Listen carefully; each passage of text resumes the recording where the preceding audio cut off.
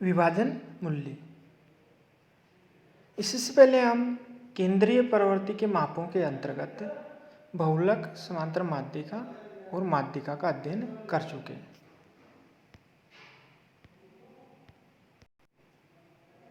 आज हम इस वीडियो में विभाजन मूल्य के बारे में अध्ययन करेंगे। श्रेणी को अनेक भागों में विभक्त करने वाले मूल्यों को विभाजन मूल्य कहते हैं। चूंकि हम जानते हैं कि मध्यिका समंक श्रेणी को दो बराबर भागों में विभाजित करता है। मध्यिका समंक श्रेणी को दो बराबर भागों में विभाजित करता है। मध्यिका के सिद्धांत के आधार पर हम समंक श्रेणी को 4 भागों में विभाजित कर सकते हैं, 5 में, 8 में, 10 में और 100 भागों में विभाजित कर सकते हैं। इसलिए श्रेणी को अनेक भागों में विभक्त करने वाले जो मूल्य होते हैं उनको विभाजन मूल्य कहा जाता है। समंक श्रेणी को 4 बराबर भागों में बांटने वाले मूल्य चतुर्थक कहलाते हैं। यानी समंक श्रेणी को 4 बराबर भागों में विभाजित करने वाले मूल्य चतुर्थक या क्वार्टाइल्स कहलाते हैं। और 5 भागों में बांटने वाले मूल्य पंचमक, 5 बराबर भागों में बांटने वाले मूल्य पंचमक कहलाते हैं, क्वाइंटाइल्स। और 8 बराबर भागों में बांटने वाले जो मूल्य होते हैं वो अष्टमक कहलाते हैं। इसी तरीके से 10 बराबर भागों में श्रेणी को बांटने वाले मूल्य दशमक और 100 बराबर भागों में विभक्त करने वाले मूल्य शतमक या परसेंटाइज कहलाते हैं। इस तरह से विभाजन मूल्य के आधार पर हम चतुर्थक, पंचमक, अष्टमक, दशमक या शतमक के आधार पर मूल्यों को विभक्त कर सकते हैं। यानी 100 बराबर भागों में यदि श्रेणी को विभक्त किया जाता है तो शतमक कहलाएगा। और यदि 4 बराबर भागों में श्रेणी को बांटा जाता है तो चतुर्थक। और यदि 5 बराबर भागों में किसी समंक माला को विभाजित किया जाता है तो वो पंचमक कहलाते हैं। और 8 बराबर भागों में बांटा जाता है तो अष्टमक, और 10 बराबर भागों में बांटा जाता है तो दशमक। चूंकि मध्यिका है वो समंक श्रेणी को 2 बराबर भागों में विभाजित करता है, इसलिए शतमक का आधा भाग मतलब 50वां जो शतमक है वो उसका जो मूल्य आएगा वो मध्यिका के बराबर आएगा। इसी तरीके से जो चतुर्थक है उसका आधा होता है 2, यानी दूसरे चतुर्थक का जो मूल्य है वो मध्यिका के मूल्य के बराबर होगा। इसी तरीके से 8 का आधा 4, यानी चौथा अष्टमक है उसका जो मूल्य है वो मध्यिका के मूल्य के बराबर होगा। इसी तरीके से दशमक का आधा मतलब 5वां जो दशमक है उसका जो मूल्य होगा वो मध्यिका के मूल्य के बराबर होगा। मध्यिका मूल्य को हम विभाजन मूल्यों की सारणी के माध्यम से भी समझ सकते हैं। जैसे यहाँ पर चतुर्थक है, चतुर्थक चूँकि श्रेणी को 4 बराबर भागों में बांटता है इसलिए इसे चतुर्थक कहा जाता है। पंचमक श्रेणी को 5 बराबर भागों में बांटता है, अष्टमक 8 बराबर भागों में बांटता है और दशमक 10 बराबर भागों में विभाजित करता है। इसी प्रकार से जो शतमक होता है परसेंटाइज वो श्रेणी को 100 बराबर भागों में विभाजित करता है। इधर यहाँ विभाजन मूल्यों की संख्या दे रखी है। चतुर्थकों की संख्या 3 होती है, मतलब विभाजन मूल्यों की संख्या, और जो वास्तविक संख्या होती है वो 2 है। इसी तरह से पंचमक की विभाजन मूल्यों की संख्या 4 होती है और वास्तविक संख्या भी 4 ही होती है।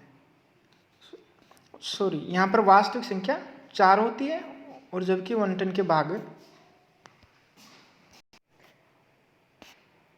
वनटन को ये 5 बराबर भागों में विभाजित करता है पंचमक, जबकि इसमें विभाजन मूल्यों की संख्या होती है 4। अष्टमक में 8 भागों में व्यक्त करती है श्रेणी को और इसमें विभाजन मूल्यों की संख्या 7 होती है। यानी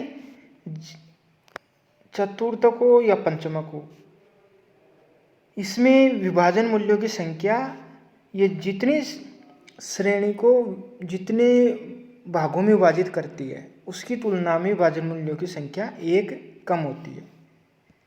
जैसे यहाँ पर चतुर्थक है, ये श्रेणी को 4 बराबर भागों में विभाजित करता है, जबकि इसके जो विभाजन मूल्यों की संख्या होती है वो इसमें 3 है। यानी यहाँ ये 4 बराबर भागों में विभाजित करती है, लेकिन विभाजन मूल्यों की संख्या यहाँ पे 3 है, यानी 1 कम है। इसी तरीके से पंचमक में श्रेणी को 5 बराबर भागों में विभाजित किया जाता है, जबकि इसमें विभाजन मूल्यों की संख्या 4, यानी इसमें भी 1 कम है। इसी तरीके से सप्तमक परसेंटाइल्स में श्रेणी को 100 बराबर भागों में विभाजित किया जाता है, जबकि इसमें विभाजन मूल्यों की संख्या होती है 99, यानी यहाँ भी 1 कम होती है। अब शतमक में वास्तविक जो संख्या होती है वो है 98 और चतुर्थकों की वास्तविक संख्या 2 है। पंचमकों की वास्तविक संख्या 4 है। अष्टमक में वास्तविक संख्या 6 और दशमकों की वास्तविक संख्या 8। शतमकों की वास्तविक संख्या 98। इधर संकेताक्षर दिखाए गए हैं, यानी सिंबल्स दिखाए गए। जैसे जो चतुर्थक होते हैं, वास्तविक चतुर्थक 2 है, तो चतुर्थक यानी Q1 यहाँ पर प्रथम चतुर्थक है और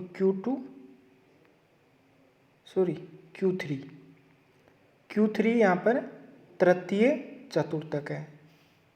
इसी तरीके से पंचमक क्विंटाइल्स Qn1 यानी प्रथम पंचमक है ये,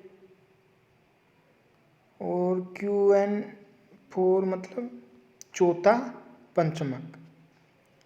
इसी तरीके से अष्टमक को O1 से मतलब प्रथम अष्टमक, और दशमक को D से दर्शाया जाता है और शतमक को P से। इस तरह से ये इनके संकेताक्षर है। इसके बाद हम देखते हैं विभाजन मूल्यों का निर्धारण।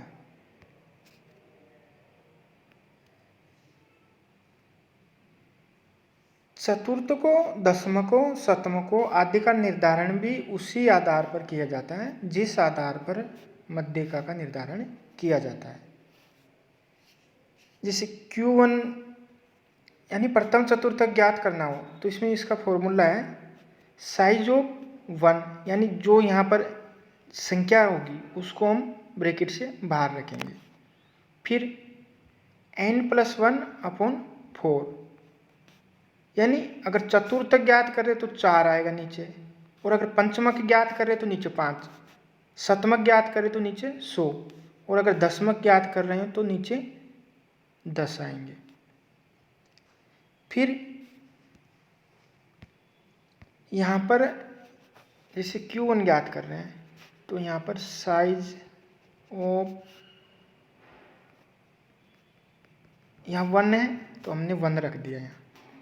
फिर n+1, व्यक्तिगत श्रेणी में हम n+1 का प्रयोग करते हैं, मध्य का ज्ञात करते हैं। तो फिर यहाँ पर जैसे चतुर्थक ज्ञात कर रहे हैं, यानी चतुर्थक श्रेणी को 4 बराबर भागों में विभाजित करती है, इसलिए हम यहाँ पर 4 का भाग देते हैं। फिर आइटम, ये इस तरह से हम Q1 यानी प्रथम चतुर्थक का निर्धारण कर लेते हैं। इसी तरह से यहाँ पे तृतीय चतुर्थक है, तो यहाँ पे Q3, तो वही रखेंगे हम साइज ऑफ, यानी यहाँ संख्या 3 है तो हम यहाँ 3 लिख देंगे। फिर n+1, व्यक्तिगत श्रेणी में n+1 का प्रयोग करते हैं, ये हम जानते हैं, जबकि खंडित में और अखंडित में हम अखंडित में हम n/2 का प्रयोग करते थे उसमें मध्य का निर्धारण। यहाँ पर हम Q3 निकालेंगे तो साइज ऑफ संख्या 3 है तो 3, फिर n+1 दी आइटम, और नीचे 4 का भाग दे देंगे क्योंकि चतुर्थक हम ज्ञात कर रहे हैं इसलिए। अब हम देखते हैं दशमक को।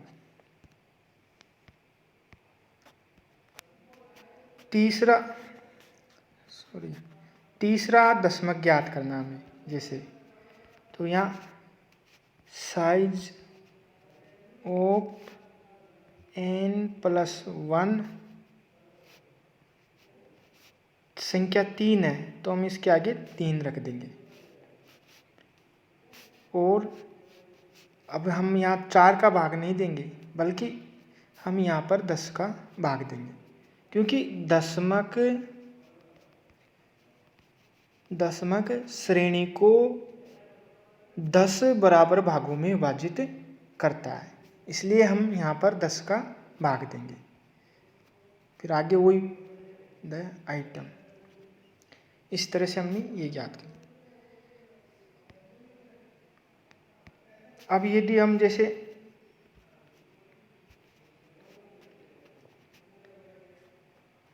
चौथा दशमक ज्ञात करें तो यहाँ पर साइज ऑफ फिर यहाँ पर संख्या 4 है तो 4 n+1 दी आइटम, और भाग देंगे हम 10 का। इस तरह से हम सभी दशमक ज्ञात कर सकते हैं। फिर देखते हैं हम शतमक। शतमक में चूंकि श्रेणी को 100 बराबर भागों में विभाजित किया जाता है शतमक में, इसलिए हम यहाँ पर 100 का भाग देंगे। और अगर अष्टमक हम निकाल रहे हैं तो अष्टमक श्रेणी को 8 बराबर भागों में विभाजित करता है, इसलिए हम 8 का भाग देते हैं। सबसे पहले देखते हैं शतमक को। यहाँ पर जैसे 11वां शतमक ज्ञात करना हो तो हम लिख देंगे साइज ऑफ, चूँकि संख्या यहाँ पर 11 है तो यहाँ हमने 11 रख दी, फिर n+1, और यहाँ पे हमने शतमक निकाल रहे तो 100 का भाग दे देंगे। इस तरह से हमारा 11वां शतमक ज्ञात हो जाएगा। अब हम देखते हैं क्विंटाइल्स यानी पंचमक। चूँकि पंचमक श्रेणी को 5 बराबर भागों में विभाजित करता है, इसलिए हम यहाँ पर 5 का भाग देते हैं।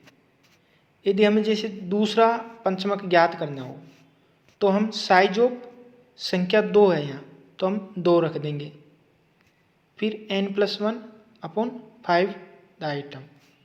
इस तरह से दूसरा पंचमक ज्ञात कर लेंगे। जैसे अगर चौथा पंचमक ज्ञात करना हो तो यहाँ पर संख्या 4 है तो हमने 4 रख दी, फिर n+1, चूँकि पंचमक ज्ञात कर रहे तो 5 का भाग दे देंगे। इस तरह से हम इनका निर्धारण, पंचमकों का निर्धारण कर सकते हैं। अब हम देखते हैं अष्टमक। चूँकि अष्टमक श्रेणी को 8 बराबर भागों में विभाजित करती है, इसलिए हम यहाँ पर 8 का भाग देते हैं। जैसे यहाँ पर प्रथम अष्टमक ज्ञात करना हो तो संख्या यहाँ पे 1 है तो साइज ऑफ यहाँ बाहर रख दी हमने 1, फिर n+1, नीचे हमने 8 का भाग दे दिया, और ये हमने प्रथम अष्टमक का मूल्य ज्ञात कर सकते हैं। इस तरह से हम सभी विभाजन मूल्यों का निर्धारण कर सकते हैं। अब अखंडित श्रेणी में विभाजन मूल्यों का निर्धारण कैसे होता है उसको देखते हैं।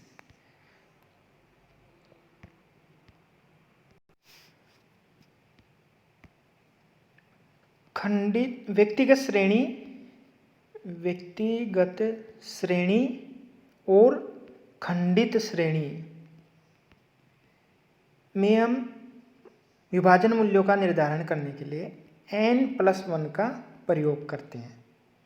यानी व्यक्तिगत श्रेणी और खंडित श्रेणी में यदि विभाजन मूल्यों को ज्ञात करना हो तो इन श्रेणियों में हम n+1 का प्रयोग करते हैं, जबकि अखंडित श्रेणी में हम विभाजन मूल्यों का निर्धारण करते हैं तो वहाँ पर हम n+1 का प्रयोग नहीं करते। इसकी जगह हम n/2 का प्रयोग करते हैं। जैसे अगर मध्य का निकालते तो हम वहाँ पर n+1/2 का प्रयोग नहीं करते अखंडित श्रेणी में, बल्कि वहाँ पर हम n/2 का प्रयोग करते हैं मध्यिका के निर्धारण में। इसी तरीके से यदि हम अखंडित श्रेणी में चतुर्थकों को ज्ञात करें तो वहाँ पर हम 2 की बजाय वहाँ पर 4 का भाग देंगे अगर चतुर्थक निकाल रहे, और अगर पंचमक निकाल रहे तो वहाँ पर हम वहाँ पर 5 का भाग देते हैं। खंडित और व्यक्तिगत श्रेणी और खंडित श्रेणी में हम n+1 का प्रयोग करते हैं, जबकि अखंडित श्रेणी में हम n का प्रयोग करते हैं। बाकी चीज़ें हम वही अपनाते हैं जो हम व्यक्तिगत श्रेणी और खंडित श्रेणी में कर चुके हैं। जैसे हम अखंडित श्रेणी में चतुर्थक ज्ञात करना चाहें, अखंडित श्रेणी में हम प्रथम चतुर्थक निकालना चाहें तो इसमें हम लिखेंगे साइज ऑफ, यहाँ पर चतुर्थकों की संख्या है प्रथम तो 1, फिर n, यहाँ पर अब प्लस का 1 नहीं लगाएंगे, यहाँ पे हम केवल n ही रखेंगे। फिर चूंकि हम चतुर्थक निकाल रहे हैं, चतुर्थक श्रेणी को 4 बराबर भागों में विभाजित करता है, इसलिए हम यहाँ पर 4 का भाग दे देंगे। इस तरह से हम अखंडित श्रेणी में प्रथम चतुर्थक का मूल्य ज्ञात कर लेते हैं। फिर इसके बाद में हम यहाँ पर जो फॉर्मूला दे रखा है उसके अनुसार हम Q1 का निर्धारण कर लेते हैं। पद संख्या का निर्धारण करने के बाद में फिर हम संचयी आवर्ती ज्ञात करते हैं। फिर संचयी आवर्ती की सहायता से विभाजन मूल्य का वर्गांतर ज्ञात करते हैं। फिर उसके बाद में इस फॉर्मूले के आधार पर हम Q1 का निर्धारण कर लेते हैं। यहाँ पर L1 जो प्रथम चतुर्थक वर्ग होता है उसकी निचली सीमा है, और I जो वर्गांतर है उसका विस्तार होता है, इंटरवल, और F Q1 वर्ग की आवर्ती होती है। Q1 प्रथम चतुर्थक पद की संख्या या जो हमने निकाला है 1 × n/4, ये द आइटम, ये हमारा होता है Q1। फिर यहाँ पर C है Q1 वर्ग से तुरंत पहले के वर्ग की संचयी आवर्ती। इसी तरह से हम Q3 का निर्धारण कर सकते हैं। अब हम इसका एक संख्यात्मक एग्जाम्पल देखते हैं। जैसे यहाँ पर ये एक एग्जाम्पल दे रखा है, किसी कक्षा की परीक्षा में 20 विद्यार्थियों द्वारा प्राप्तांक दे रखे हैं। इनके आधार पर यहाँ पर ये निमंतर चतुर्थक यानी Q1, सातवां दशमक यानी D7 और 82वां शतमक P82 ये हमसे पूछ रहा है। तो अब हम ये जो मूल्य दे रखे हैं, सबसे पहले तो ये जो मूल्य दे रखे हैं उनको आरोही या अवरोही क्रम में व्यवस्थित जमाएंगे।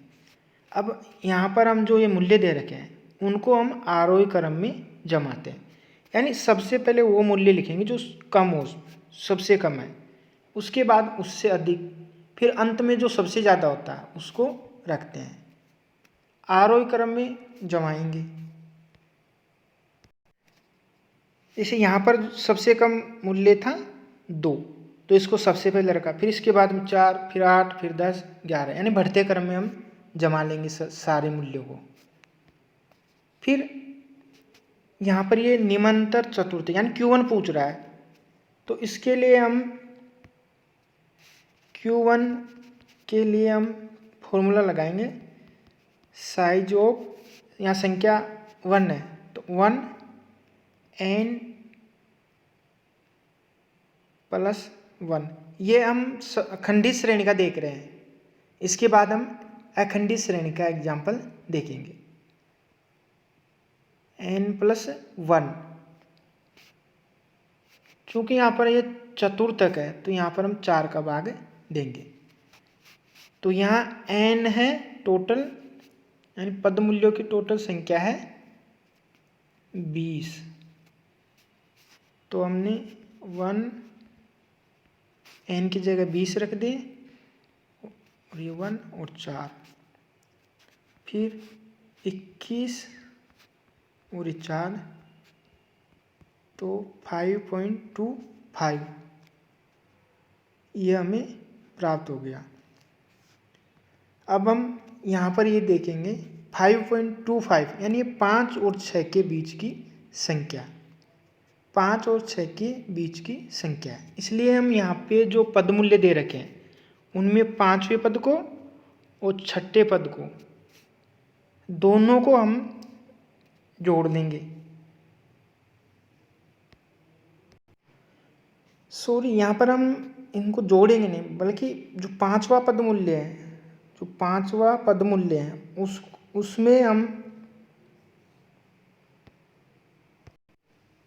0.25 को जोड़ेंगे, यानी यहाँ पर 5.25 है तो इसमें हम 5 को अलग कर लेंगे और 0.25 को अलग कर लेंगे। तो यहाँ पर 5वां जो पद मूल्य है उसका मान हम रख देंगे। जैसे यहाँ पर 5वें पद का मूल्य है 11, तो हमने यहाँ पर 11 रख दिए, फिर इसके बाद में 0.25 को जोड़ देंगे। फिर यहाँ पर हम क्या करेंगे कि 5.25 है, ये 5 और 6 के मध्य में आता है, इसलिए हम यहाँ पर छठा जो पद मूल्य है उसमें से 5वें पद मूल्य को घटा देंगे।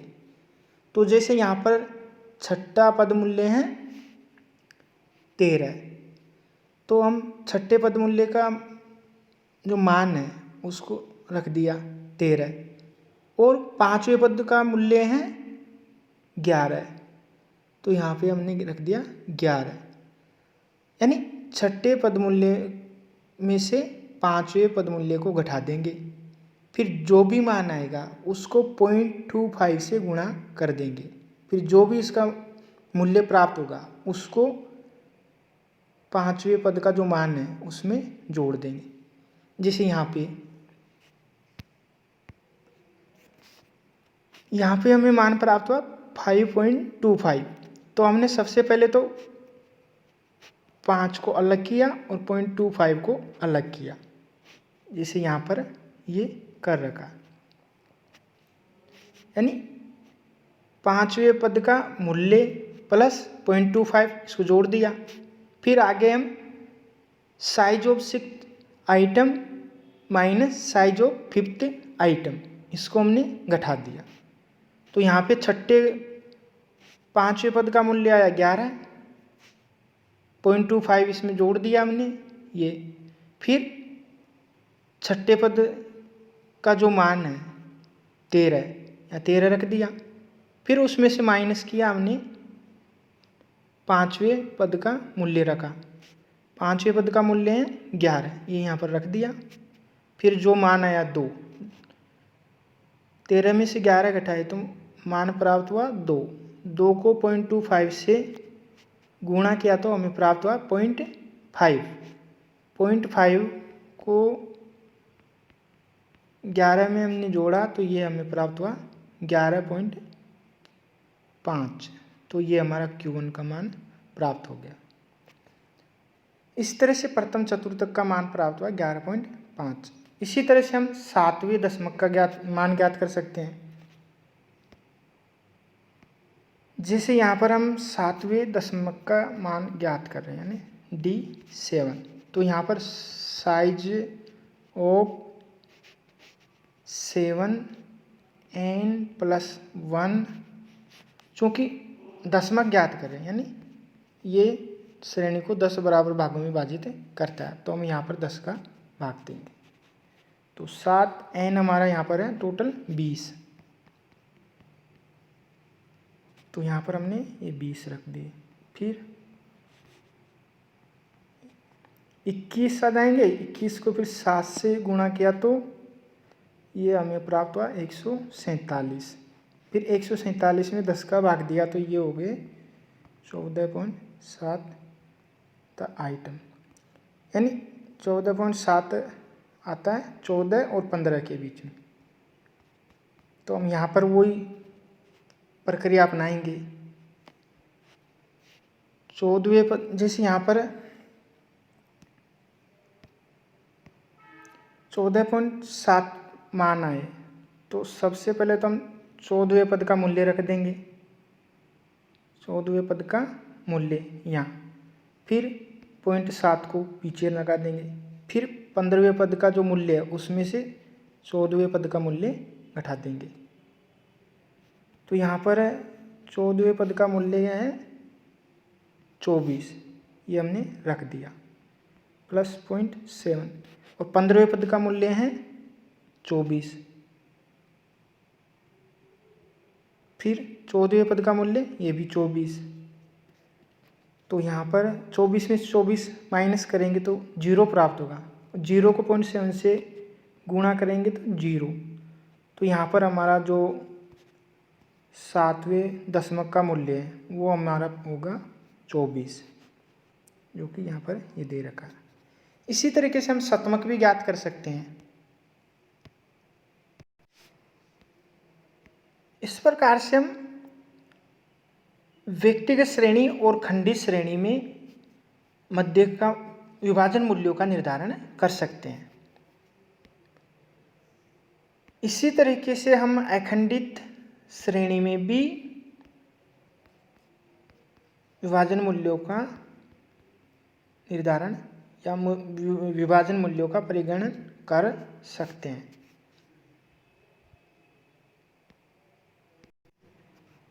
यहाँ पर ये एक अखंडित श्रेणी का एग्जाम्पल है। इधर वर्गांतर दे रखे हैं, यहाँ पर ये हमारी बारंबारता दे रखी है। सबसे पहले हम संचयी बारंबारता निकालेंगे। जैसे 11 यहाँ रख दी, फिर 11 और 17 28, 28 और 32 60, 60 में फिर 28 जोड़ देंगे 88, फिर 88 में 12 जोड़ देंगे, ये हो गई 100। ये हमारी संचयी बारंबारता निकल आई।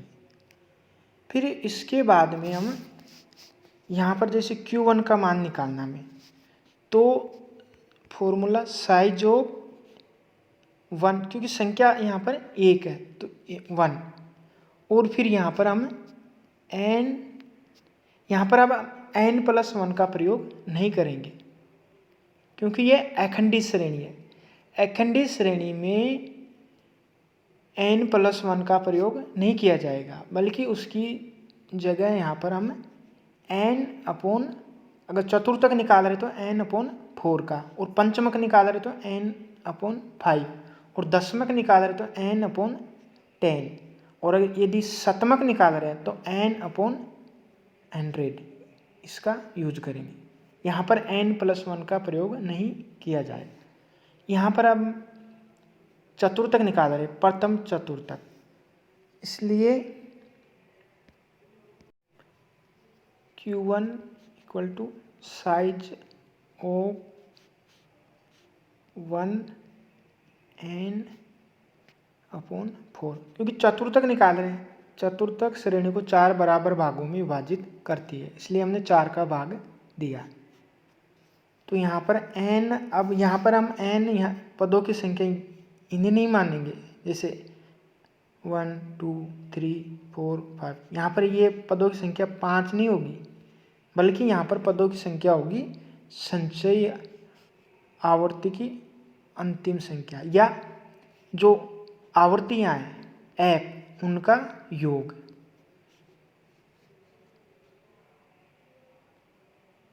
अखंडित श्रेणी में n संचयी आवर्ती की अंतिम संख्या या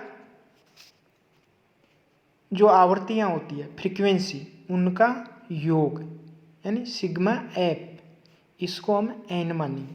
तो यहाँ पर n है 100। तो हमारा प्रथम चतुर्थक हम ज्ञात कर रहे हैं, तो Q1 equal to size of 1, n हमारा आया 100 और ये 4, तो 100 में 4 का भाग दिया तो ये आ गया 25, तो 25 आइटम। अब हम 25वें पद को संचय जो आवर्ती है उसमें देखेंगे। जैसे यहाँ पर 11 है तो ये इसमें नहीं आ रहा, 28 है तो ये इस वाले जो 28 है इसमें हम इसको हम वर्गांतर लेंगे। 28 में आ रहा है 25 का मूल्य, तो इसको हम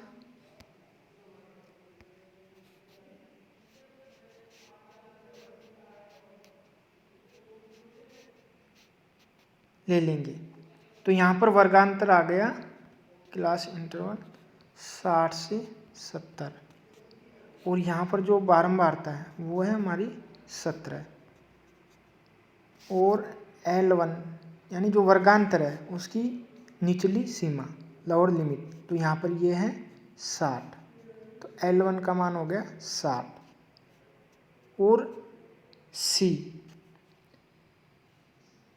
यानी जो हमारा वर्गांतर है ये, उसके सामने जो संचयी आवर्ती है उससे ऊपर वाली, यानी यहाँ पर है 11, तो ये हमारा हो गया C। Q1 का मान हमें प्राप्त किया था ये 25। अब इनको फॉर्मूले में जो रख देंगे, जो कि अखंडित श्रेणी में मध्य का मूल्य का निर्धारण करने के लिए, मध्य का विभाजन मूल्यों का निर्धारण करने के लिए हम उपयोग में लेते हैं। तो यहाँ पर फॉर्मूला है हमारा Q1 L1 plus I F bracket Q1 minus C। ये हमारा अखंडित श्रेणी में प्रथम चतुर्थक को ज्ञात करने का फॉर्मूला है। अब यहाँ पर हमने सारे मान निकाल लिए। यहाँ पर I यानी विस्तार यहाँ पर जैसे 60 से, ये हमारा वर्गांतर है 60 से 70, तो यहाँ पर अंतर जो है इन दोनों का वो है 10, तो I हमारा हो गया 10। अब हम सभी मानों को इस फॉर्मूले में रख देंगे। जिससे यहाँ पर L1 हमारा है 60, फिर I हमने प्राप्त किया 10, F हमारा है 17, और Q1 आया था हमारा 25, और फिर माइनस C हमारा है 11। तो यहाँ पर 60 प्लस 10 17, 25 में से 11 निकालेंगे हम या माइनस करेंगे, तो ये हमारा आ जाएगा 14, 25 माइनस 11 14। तो 10 इंटू हम 14 करेंगे तो हमें प्राप्त हो जाएंगे 60 प्लस 140 अपॉन 10। तो अंत में हमें प्राप्त हो जाएगा 60 प्लस 14 बराबर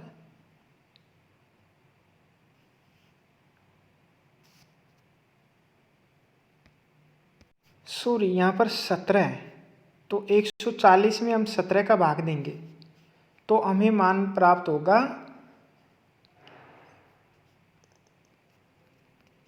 8.24। इस तरह से हम इनको जोड़ देंगे, फिर ये हमारा जो 60 प्लस 8 68.24 ये मान प्राप्त हो जाएगा। इस तरह से हम व्यक्तिगत श्रेणी, खंडित श्रेणी और अखंडित श्रेणी में विभाजन मूल्यों का निर्धारण कर सकते हैं। अखंडित श्रेणी में हमें n+1 का प्रयोग नहीं करना, उसकी जगह हमें n/4 का प्रयोग करना है यदि हम चतुर्थक ज्ञात कर रहे हैं, और अगर पंचमक ज्ञात करें तो n/5 का प्रयोग करना है, और दशमक ज्ञात करें तो n/10 का प्रयोग करना है। और जो भी संख्या दे रखी है, जैसे 7वां दशमक ज्ञात करना है तो 7 रख देंगे, और अगर 6ठा दशमक ज्ञात कर रहे हैं तो यहाँ पर 6 रख देंगे। यदि हम पंचमक ज्ञात कर रहे हैं, जैसे 4था पंचमक ज्ञात करें तो यहाँ पर 4 रख देंगे, बाकी नीचे 5 का भाग दें। इस तरह से हम ये रखकर Q1 का मान ज्ञात कर लेंगे। फिर Q1 का मान ज्ञात करते ही हम वर्गांतर का पता लगा लेंगे। फिर वर्गांतर के माध्यम से बारंबारता, संचयी बारंबारता और संचयी बारंबारता के माध्यम से हम C का निर्धारण कर लेते हैं। फिर अंत में हम फॉर्मूले के माध्यम से चतुर्थक हो या पंचमक हो या दशमक हो या शतमक, इनका निर्धारण कर लेते हैं।